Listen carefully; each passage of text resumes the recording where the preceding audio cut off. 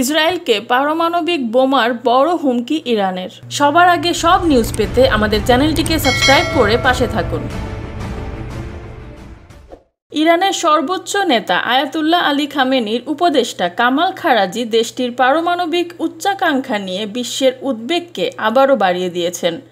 ইসরায়েলের সাথে চলমান উত্তেজনার মাঝে অস্তিত্ব হুমকির মুখে পড়লে ইরানের পারমাণবিক বোমা বানানো ছাড়া কোনো উপায় থাকবে না বলে সতর্ক করে দিয়েছেন তিনি। দেশটির পারমাণবিক মতবাদে পরিবর্তন আনার ইঙ্গিতও দিয়েছেন কামাল খারাজি।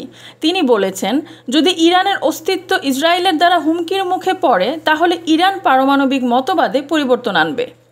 খারাজি আরও বলেন, আমাদের পারমাণবিক বোমা তৈরির কোনো সিদ্ধান্ত নেই, কিন্তু ইরানের অস্তিত্ব হুমকির মুখে পড়লে আমাদের সামরিক মতবাদ পরিবর্তন করা ছাড়া কোনো উপায় থাকবে না। গত এপ্রিলের শুরুর দিকে সিরিয়ার রাজধানী দামেস্কে ইরানের দূতাবাসে বোমা হামলার প্রতিক্রিয়ায় ইসরায়েলের ভূখণ্ডকে সরাসরি লক্ষ্য বানিয়ে শত শত বিস্ফোরক ড্রোন ও ক্ষেপণাস্ত্র হামলা চালায় তেহরান।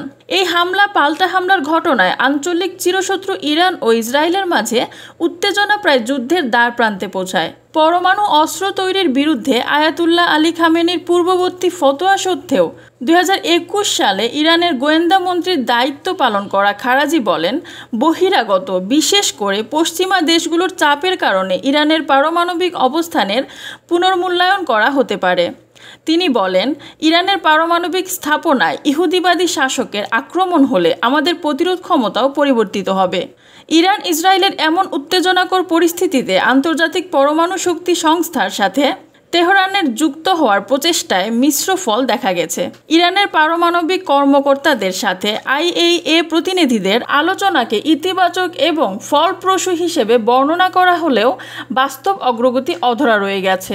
IAEA এর প্রধান রাফায়েল গ্রোসি ইরানের পারমাণবিক কর্মকাণ্ডের বিষয়ে উদ্বেগ মোকাবেলায় দৃঢ় পদক্ষেপের গুরুত্ব তুলে ধরেছেন। একই সঙ্গে এই বিষয়ে ইরান যথাযথ সহযোগিতা না করায় হতাশা প্রকাশ করেছেন তিনি।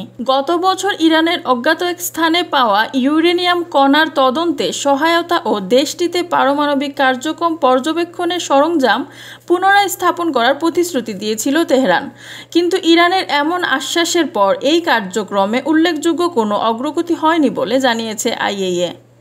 গ্রোসি বলেন, বর্তমান অবস্থা আমার কাছে একেবারে অসন্তোষজনক।